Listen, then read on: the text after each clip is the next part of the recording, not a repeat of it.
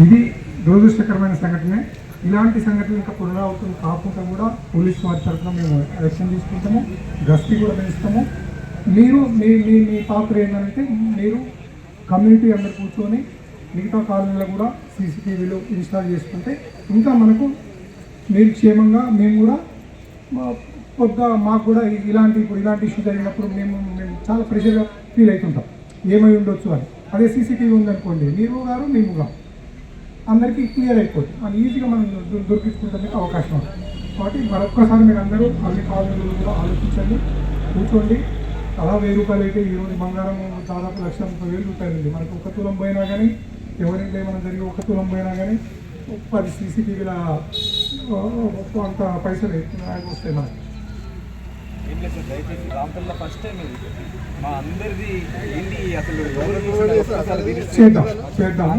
మన అదృష్టానికి ఏంటంటే మన దురదృష్టం ఏంటంటే ఒక్క సీసీటీవీ అదొక్కటి పనిచేస్తే మనకి ఏ చిన్న అలజడి కూడా ఉండకపోతుంది. హిందువుల మీద జరిగిన అన్యాయం సార్ ఇది. రాంపల్లి ఒకటనే కాదు, ఇది గుళ్ళకు సార్. ఒక చిన్న ప్రశ్న సార్, ఇంతకుముందు మొత్తం తెలంగాణలో 10 దాడులు జరిగినాయి. మీరు చేసిన ఎఫ్ఐఆర్ ప్రకారం ఆంధ్రాలో 14 దాడులు. ఇవన్నీ నేషనల్ ఇన్వెస్టిగేషన్ టీం ఎందుకు మీరు దొరికినోని పిచ్చోని చేస్తుంది. మరి ఇప్పటి వరకు ఒక్క హిందూ పిచ్చోడు దొరకలేదు.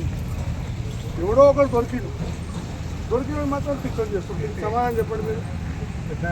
మీరు దాన్ని అన్యాయం పంపండి సార్, నేషనల్ ఇన్వెస్టిగేషన్ టీం పంపండి. మీ చేతులు ఏది? మీరు రాష్ట్ర ప్రభుత్వాలకు అనుకూలంగా పనిచేస్తున్నారు, ఓటు బ్యాంక్ అనుకూలంగా పనిచేస్తున్నారు.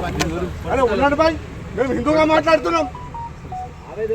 ఇలా కాంగ్రెస్ పార్టీ వాళ్ళు, బీజేపీ వాళ్ళు, అందరి పార్టీ వాళ్ళు ఉండొచ్చు. నేను ఒక హిందూగా మాట్లాడుతున్నా, నేనేం పార్టీకి సంబంధం లేదు సార్. మేము అడుగుతుంది ఏంటంటే యాజ్ పర్ సోర్స్ ఇప్పటి వరకు జరిగినాయి తెలంగాణలో 14 దాడులు జరిగినాయి, రిజిస్టర్డ్ కాలేదు.